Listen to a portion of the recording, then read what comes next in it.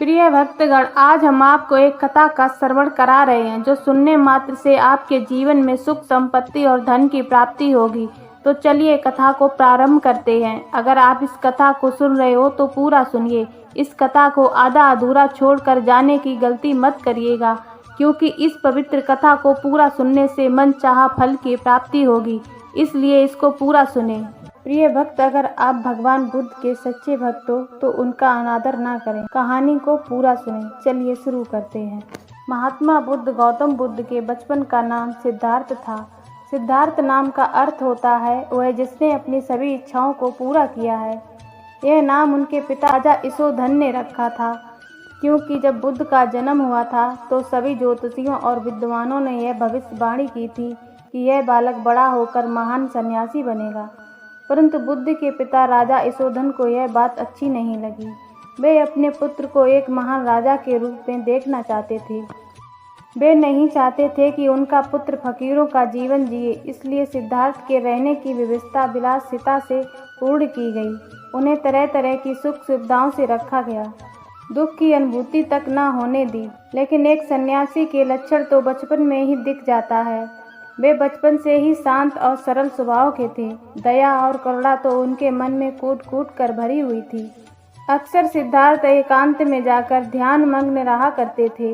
एक दिन की बात है, सिद्धार्थ अपने उपवन में एक शांत जगह इसी प्रकार ध्यान मग्न थे।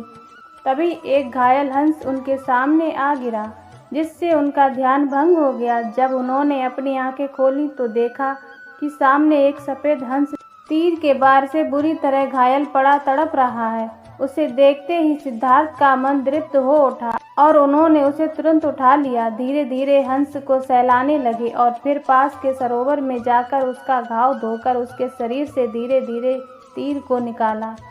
तीर निकालते ही वह दर्द से तड़प उठा। तब सिद्धार्थ उसे धीरे से सहलाते हैं और उसके घाव पर पट्टी बांध देते हैं।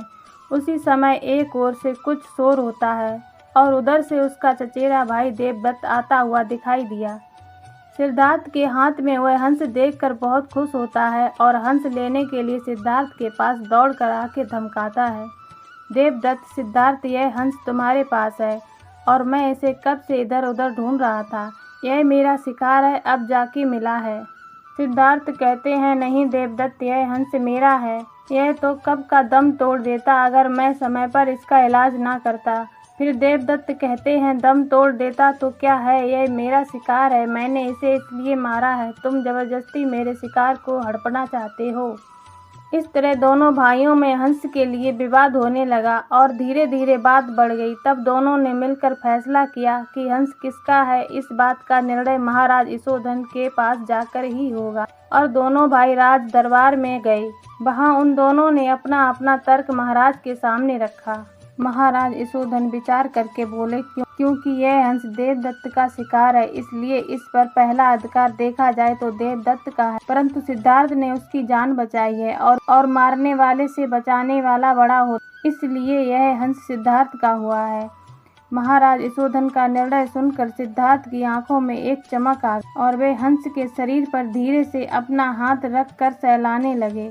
यह हंस सिद्धार्थ का हुआ है।